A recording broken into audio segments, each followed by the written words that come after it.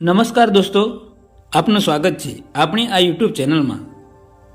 ચાલો શરૂ કરીએ આજની બહુ જ્ઞાનવર્ધક, રોચક અને મનોરંજન પ્રસ્તુતિ. આપણે આગળના ભાગમાં જોયું કે ઋષિ અષ્ટવક્રા કોણ હતા, એમનો જન્મ કેવી રીતે થયો, એ એક અષ્ટવક્રા ગીતાનું કથાનક હતું. અને હવે આગળના ભાગમાં આપણે જોઈશું અષ્ટવક્રા ગીતામાં અષ્ટવક્રા અને રાજા જનકનો સંવાદ કેવી રીતે થાય છે. ભારતીય પરંપરામાં અને આધ્યાત્મિક સાહિત્યમાં વિશાળ વૈવિધ્ય છે. તેમાં સર્વપ્રથમ અને અજોડ સાહિત્ય તે વેદ છે. તે અંતિમ સાહિત્ય પણ છે. તેમાં તત્વજ્ઞાનની પરાકાષ્ઠા સમ ઉપનિષદો તે વેદનો અંતિમ ભાગ કહેવાય છે. આ ઉપનિષદ કે શ્રુતિમાં નામ ભેદની દ્રષ્ટિથી અનેકતા છે, છતાં દરેક શ્રુતિનું સત્વ તે રહસ્ય તો અભેદ આત્મજ્ઞાન પ્રદાન કરવાનું છે. જેમાં શ્રુતિઓ અનેક છે તેમ સંપ્રદાયો અનેક છે અને તેમના ગ્રંથો અગણિત છે. તેવી જ રીતે જેને સ્મૃતિ કહેવાય તે પણ અનેક છે, છતાં સૌથી પ્રખ્યાત, પ્રચલિત અને હૃદયગમ્ય બની હોય તો તે ભગવદ્ ગીતા છે. અને ગીતા પણ અનેક છે. પ્રાચીન ગીતામાં શ્રીમદ ભગવદ્ ગીતા, પાંડવ ગીતા, અવધૂત ગીતા, અષ્ટવક્ર ગીતા, ઉત્તર ગીતા, ભગવદ્ ગીતા પરથી સપ્તલોકી ગીતા આદિ જોવા મળે છે. અને અર્વાચીન ગીતામાં રામદાસી ગીતા, રમણ ગીતા અને અક્ષર ગીતામાં નામ પ્રચલિત છે.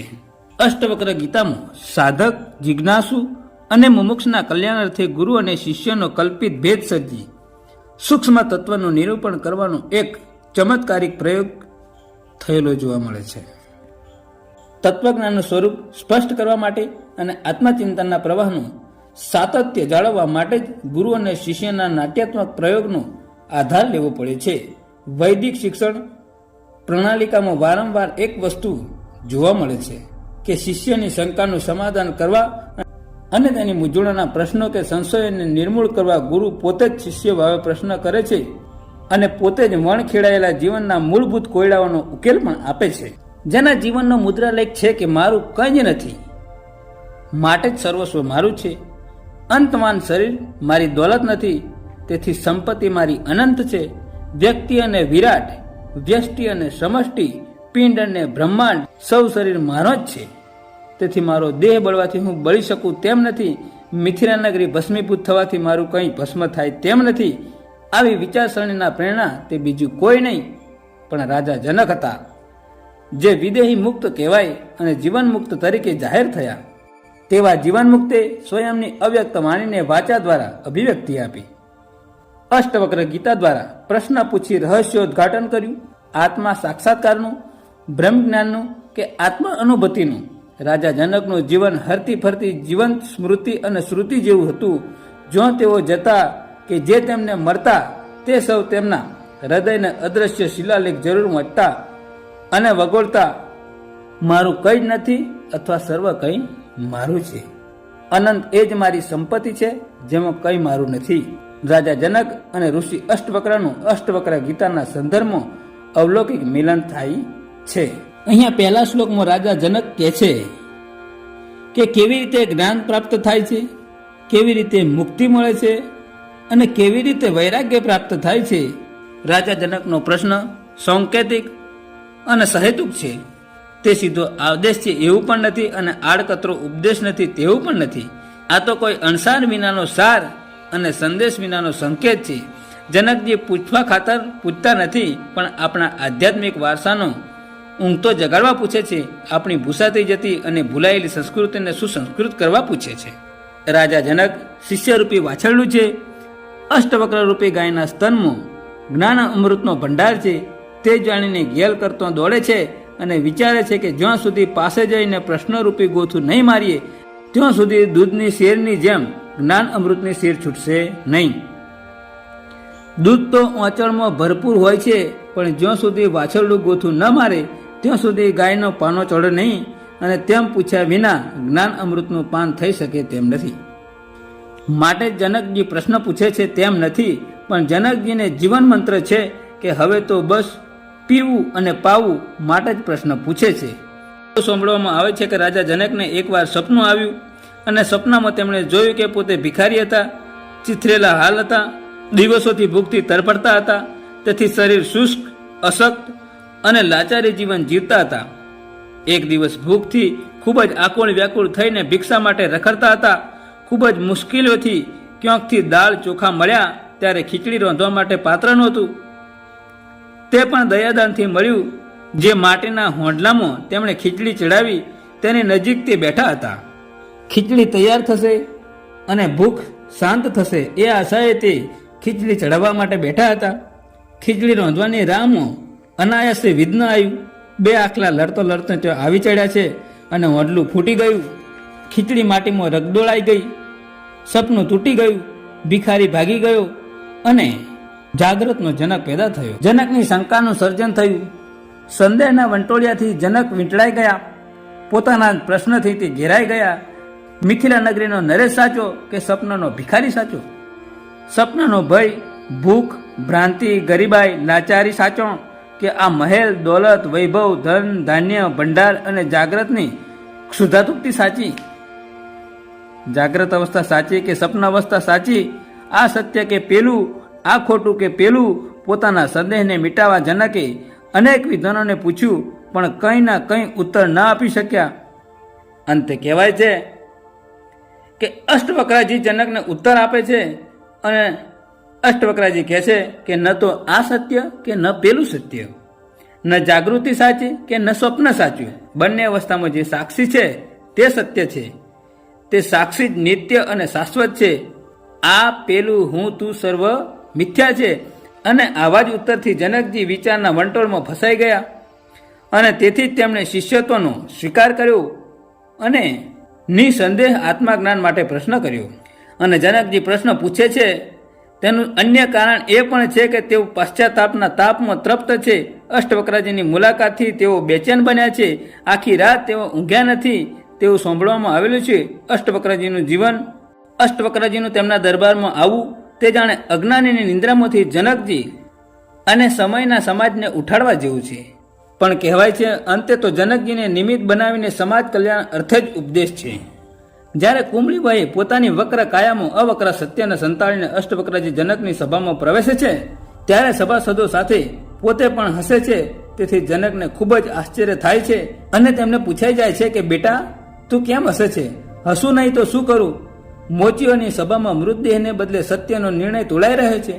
જેમને માત્ર મોતનો જ પરિચય છે તેઓ અમરતાની ચર્ચા કરવા ભેગા થયા છે. છતી આંખે મને આપ સૌ જોઈ શકતા નથી તે આશ્ચર્ય છે. એક વાત છે કે મંદિર મોકું થવાથી કંઈ આકાશ મોકું થતું નથી.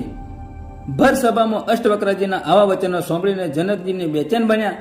એમ જ્ઞાનીની સત્યવાણીનું શ્રવણ કરી સમાજ બેચેન બને છે અને સમાજના શ્રોતાઓનો અહંકાર ઘવાય છે તેવું જ બન્યું. જનકજી તે દિવસના અહંકારને ભર સભામાં નમાવી ન શક્યા. છતાં તેમની બેચેન નિંદ્રા, તેમની અજ્ઞાન દૂર કરવાની તાલાવેલી પશ્ચાતાપના તાપથી ઉઠેલી તેમની બળતરાએ તેમને મજબૂર કર્યા અને બીજા દિવસે જ્યારે અનાયાસે અષ્ટવક્રાજીને રસ્તામાં ભેટો થયો ત્યારે ઘોડા પરથી ઉતરી વંદન કર્યું અને પોતાના મહેલમાં પધારવા માટે નિમંત્રણ આપ્યું. અને ત્યારબાદ જ નમ્રતાથી શિષ્ય ભાવે પ્રશ્ન પૂછ્યો હશે કે કથમ જ્ઞાનોત્પત્તિ? કદાચ જનકજીનું મનનું મંથન જ તેમને કહી રહ્યું હશે કે તૂટેલી ચંપલવાળી વ્યક્તિની નજર મોચીમાં, ફાટેલા વસ્ત્રવાળાની નજર દરજીમાં, અજામની નજર માથાના વાળમાં, સુથારની નજર બાવળિયામાં, બ્રાહ્મણની નજર દાનીમાં, ધુતારાની નજર લોભીમાં, દર્દીઓની નજર ડોક્ટરમાં, ગુનેગારોની નજર વકીલમાં, કસાઈની નજર પ્રાણીમાં, મોસની નજર કૂતરામાં, કસાઈની નજર પાણીના મોસમાં, કૂતરાની નજર હાડકામાં, ચમાની નજર જાનવરના ચામડામાં, દેહ અભિમાનીની નજર દેહમાં, તેના રૂપ, રંગ અને આકારમાં, તે જ પ્રમાણે આત્માજ્ઞાનીની નજર આત્મા દર્શનમાં જ હોય છે. જનકજીને પોતાના મનોમનથી સમજાઈ ગયું કે મારી સભાસદોએ, દરબારીઓએ, મારા પંડિતોએ જે જોયું તે તો મારા જ કહેવાતા સભ્ય સમાજની ખબર છે. મારી મૂર્ખામીની જ પહેચાન છે. એ કંઈ અષ્ટવક્રાજીની ઓળખ નથી. મારા દરબારીઓની અભિપ્રાય એ તો તેમના મનરૂપી દર્પણની જ માહિતી છે. મનરૂપી દર્પણ તો અંતર્ગોળ કે બહિર્ગોળ જેવી સપાટીવાળું હશે તેવી જ માહિતી આપશે. માટે જ મનરૂપી દર્પણ જો કોઈને લોભી, રૂપવાન, કદરૂપા, ગુણવાન, ચારિત્રહીન, ધનવાન કહે તો મૂંઝાશો નહીં. જો અરીસાના અભિપ્રાયને સાચો માનીશું તો ખરેખર સંઘર્ષ ઊભો થશે.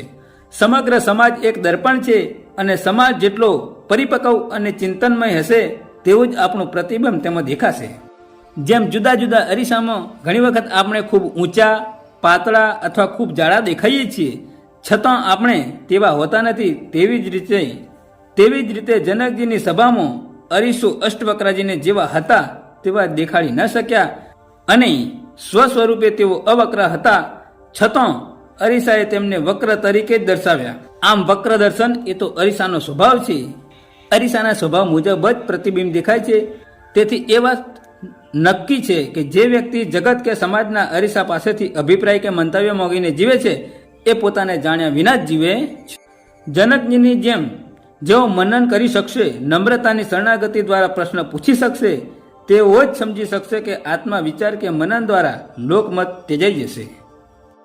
નામ અને આકારના દર્શાવનાર દર્પણ જ્યારે ભોગી જશે અને સંઘર્ષ સમાપ્ત થશે. આમ વિચારતા જનકજીએ પ્રશ્ન પૂછ્યો તેવું નહીં, પણ તેઓ પ્રશ્ન પૂછ્યા વિના રહી શકે તેમ નહોતું. હું કોણ છું? મને મારું જ્ઞાન કઈ રીતે થાય? મુક્તિ કેવી રીતે મળે? માનવી આદિકાળથી સૃષ્ટિના પ્રારંભથી સુખ પ્રાપ્તિ અને મુક્તિની દિશા તરફ જાણે અજાણે વણથંભ્યો દોડી રહ્યો છે અને સ્વની ખોજમાં સ્વયં પાસે ઉત્તરો માગી રહ્યો છે. છતાં જ્યારે પોતે પોતાની શંકાનું સમાધાન શોધવા સંતુષ્ટ થતો નથી, ત્યારે અન્યને પ્રશ્નો પૂછી આપોઆપ સહજ ઊભી થયેલી સમસ્યાનું સમાધાન શોધી રહ્યો છે. શ્રીમદ ભગવદ્ ગીતામાં સ્વયં કૃષ્ણ પરમાત્માએ જ પ્રતિપાદ કર્યું છે કે પ્રશ્ન પૂછવાથી જ આત્મજ્ઞાન થાય છે, પણ પ્રશ્ન નમ્રતા અને નમસ્કારથી પૂછવો જોઈએ. પ્રશ્ન પૂછતા પૂર્વે સંત કે ગુરુવર્યની સેવા કરી તેનો અધિકાર મેળવવો જોઈએ. ત્યારબાદ જો પ્રશ્ન પૂછાય તો જ્ઞાની પુરુષ જ્ઞાનનો ઉપદેશ કરે છે અને જીવનના વખોડાયેલા કોયડાનો ઉકેલ સરળતાથી આપે છે. હું કોણ છું? મને મારું જ્ઞાન કઈ રીતે થાય? મુક્તિ કેવી રીતે મળે? માનવી આદિકાળથી સૃષ્ટિના પ્રારંભથી સુખ પ્રાપ્તિ અને દુઃખ મુક્તિની દિશાઓમાં જાણે અજાણીએ વણસ્તંભો દોડી રહ્યો છે. માનવી આદિકાળથી સૃષ્ટિના પ્રારંભથી સુખની પ્રાપ્તિ અને દુઃખની મુક્તિની દિશા તરફ જાણે અજાણીએ વણસ્તંભે દોડી રહ્યો છે. અહીં અષ્ટવક્ર ગીતાનો પ્રારંભ પણ પ્રશ્નથી થાય છે, તો આપણી દિવ્ય પરંપરાના સંદર્ભમાં તે જરા પણ અજુકતું છે કે આશ્ચર્યકારક નથી. કારણ વાદ વિવાદ જલ્પ કે વિતંડાવાદ વિનાનો ગુરુ શિષ્ય વચ્ચેનો સાચો સંવાદ પ્રવાહ જ આત્માજ્ઞાનની ગંગોત્રી થઈ શકે તેમ છે. તે રાજા જનક અને ઋષિ અષ્ટવક્રના સંવાદથી સ્પષ્ટ થાય છે અને નક્કી થાય છે. રાજા જનક પણ શ્રુતિ અને સ્મૃતિ જેવો પ્રશ્ન પૂછે છે કે જ્ઞાન કેવી રીતે પ્રાપ્ત થાય? મુક્તિ કેવી રીતે મળે? વૈરાગ્ય કેવી રીતે પ્રાપ્ત થાય? આત્મજ્ઞાની સતત અશ્લીલતા અખંડિત નિરંતર ધારા વહેતી હોય અને તરસ્યો રહી જાય તેવો રાજા જનક નથી. ગુરુરૂપી ગાયના સ્તનમાં દૂધ ભરેલું હોય તો શિષ્યરૂપી વાછરડાની જેમ ગોથું મારી સ્તનપાન ન કરે એવા અબુદ્ધ જનક નથી. આપણે સંત હાજર હોય અને સમાગમ કરવાનું ચૂકી જઈએ તેવા જ્ઞાની ગૃહસ્થ જનક નથી. અષ્ટવક્રની હાજરીનો સત્સંગ અને સાનિધ્યનો સંપૂર્ણ લાભ મેળવવો અને મુક્તિની યુક્તિ જાણી લેવી એવા દ્રઢ નિશ્ચય અને પ્રબળ આતુરતા સાથે નમ્રતાથી જનક પ્રશ્ન પૂછે છે. કારણ કે જનકને સ્પષ્ટ છે કે સંસાર રોગની માત્ર એક જ દવા કે ફક્ત એક ચરી પાડવાની, અને એ ચરી છે સાધુ સમાગમની. અક્ષર ગીતામાં સંકેત છે કે જેને સંસારનો રોગ લાગુ પડે તે સંસારના રોગનો નાશ માટે માત્ર એક જ ચરી પાડે અને તે છે સંત સમાગમ. સંત સમાગમ તે સત્સંગનો અથાત સત્યનો સંત. મનુષ્ય જન્મ હોય, મોક્ષની ઈચ્છા હોય, પણ જો સંત સમાગમ ન થાય તો બંને સુવર્ણ તક મળી છે છતાં નિર્થક છે. માટે જનકે સાદા સીધા દેખાતા પ્રશ્નમાં એવી પાયાની મૂળભૂત અને વણખેડાયેલી સમસ્યા પૂછી કે ઋષિ અષ્ટવક્રજીને સમગ્ર ગીતા દ્વારા એક જ પ્રશ્નની ચર્ચા અને દ્રષ્ટિબિંદુ દ્વારા કરવી પડે. આધ્યાત્મિક જીવનની મુખ્ય 3 સમસ્યા જ્ઞાન, વૈરાગ્ય અને મુક્તિ છે, અને તે ત્રણે એક જ પ્રશ્નમાં વણી લઈ જનકે એટલું બધું પૂછ્યું કે તમામ શાસ્ત્રોનો સાર, ઉપનિષદોનું રહસ્ય, ભગવદ્ ગીતાનો નિચોડ એક જ પ્રશ્નના ઉત્તરમાં સમાઈ જાય. આ જ છે શિષ્યને પ્રશ્ન પૂછવાની સૂઝબૂઝ. આ જ છે સંત સમાગમની સાર્થકતાને પ્રાપ્ત કરવાનું. જનક ગૃહસ્થી છે, છતાં ગૃહસ્થીને લાગતો ભૌતિક પ્રાપ્તિને સ્પર્શ કરતો કોઈ પણ પ્રશ્ન નથી. ભૌતિક પ્રાપ્તિને સ્પર્શ કરતો કોઈ પ્રશ્ન પૂછ્યો નથી, અને એ જ સાચા મુમુક્ષનું સાચું દર્શન કરાવે છે. જ્ઞાન અને મુક્તિના પ્રશ્ન તો અનેક સ્થળે જોવા મળે છે, પણ અહીં વૈરાગ્યનો પ્રશ્ન પૂછી જનકે ખૂબ જ અનોખું સ્થાન પ્રાપ્ત કર્યું છે. વાસ્તવમાં ત્યાગ અને વૈરાગ્ય જ અસંગ શાસ્ત્ર કહેવાય છે, અને ગીતામાં અસંગ શાસ્ત્ર દ્વારા જ સંસાર વૃક્ષનો ઉચ્છેદ કરવાનો ઉપદેશ જોવા મળે છે. જોવા જતાં જોઈએ તો વૈરાગ્ય જ મુક્તિનો સમાવેશ છે. માટે જનકે અષ્ટવક્રાને આ પાયાનો પ્રશ્ન પૂછ્યો, છતાં તે જ પ્રશ્નને બીજી દ્રષ્ટિકોણથી વિચારીએ તો સમજાય કે ભલે તે પાયાનો પ્રશ્ન છે, છતાં તેમાં દેહાધ્યાસ અને દેહભાવ છે. કારણ કે જો કોઈ એમ પૂછે કે શું કરવાથી જ્ઞાન થાય, શું કરવાથી વૈરાગ્યની પ્રાપ્તિ થાય, અગર મુક્તિ મેળવવા શું કરવું પડે, પ્રશ્ન પૂછનારને કંઈ કરવામાં કાર્યના ફળરૂપે વૈરાગ્ય, જ્ઞાન કે મુક્તિ દેખાય છે. અને જેને કંઈ કરવું છે તે હંમેશા કર્મના નશામાં છે, અને જો કંઈ કર્મ છે, કર્મની વાસના છે, તો સ્પષ્ટ થાય છે કે દેહભાવ છે અને દેહાશક્તિ. હું શરીર છું તેવું ભ્રાંતિમય તાદાત્મ્ય છે, કારણ કે શરીર ભાવમાં જ કર્મ છે. આપણે સમગ્ર સમાજમાં કર્મની ભ્રાંતિથી ડૂબેલા છીએ. સમાજને કર્મની ખંજવાળ ઉપડી છે, અને માટે તે ખંજવાળ લોહી કાઢ્યા વિના જંપે તેમ નથી. માટે સમાજમાં ઠેર ઠેર પ્રશ્ન પૂછાય છે કે શું કરવાથી પુણ્ય થાય, પાપને નષ્ટ કરવા શું કરવું, ચિત્તને સ્થિર કરવા કયા પ્રયત્ન કરવા પડે. વાસ્તવમાં ચિત્તને સ્થિર કરવા કંઈ કરવાનું જ નથી. આત્મા સર્વ સમયે સૌને પ્રાપ્ત જ છે અને નિત્ય મુક્ત છે. છતાં જ્યારે આવા પ્રશ્ન પૂછાય છે ત્યારે જ પ્રશ્ન તો બેહોશીમાં પૂછે. તેથી જેને ઉત્તર આપવો હોય તે કો તો બેહોશ થાય, અથવા તો પૂછનાર બૌદ્ધિક સ્તર પર આવે, અથવા પ્રશ્ન પૂછનાર હોશમાં આવે, તો તે સંવાદ શક્ય બને અને ઉત્તર સમજી શકાય. જેને કંઈ કરવાનો નશો ચડ્યો છે, કર્મની ખંજવાળ ઉપડી છે, તેને વાસ્તવમાં મુક્તિ માટે કંઈ જ કરવાની જરૂર નથી. છતાં સંતો વિવિધ કાર્યો સોંપે છે.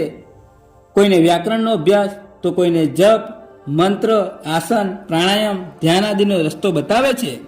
જો સાધકને મનરૂપી ઘોડો ખૂબ જ તોફાની હોય તો તેને કઠણ અભ્યાસ, તપશ્ચર્યા, અનુષ્ઠાન, જપ આદિ અપાય છે. જેમ જેવો ઘોડો તેવી ચાબુક, તેમ કેટલાકને ડાબલા, ચોકટું, ચાબુક બધું જ બતાવવું પડે. કારણ કે કોઈ અઠીલા, અડિયળ, તટ હોય છે, જ્યારે કોઈ ચાબુક માર્યા વિના ચાબુકના અવાજથી પણ ચાલે છે.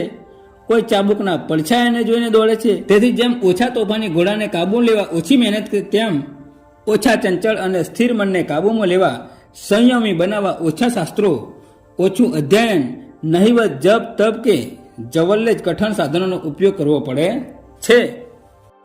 માટે અહીંયા રાજા જનક અષ્ટવક્ર ગીતાની શરૂઆતમાં પ્રશ્ન પૂછે છે અષ્ટવક્રાજી ઋષિને કે કેવી રીતે જ્ઞાન પ્રાપ્ત થાય, મુક્તિ કેવી રીતે મળે, વૈરાગ્ય કેવી રીતે પ્રાપ્ત થાય, એ ભગવાન કૃપા કરીને મને કહો.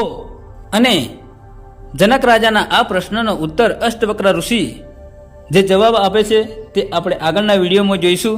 તો જે અષ્ટવક્ર ઋષિ જનક રાજાને ઉત્તર આપે છે, બીજો શ્લોક અને બીજો વિડીયો જોવા માટે આ ચેનલને લાઈક કરો, સબસ્ક્રાઈબ ના કરી હોય તો સબસ્ક્રાઈબ કરો, અને નીચે એવી કોમેન્ટ કરો તો આપણે આગળનો પાર્ટ પણ અહીંયા લાવીશું.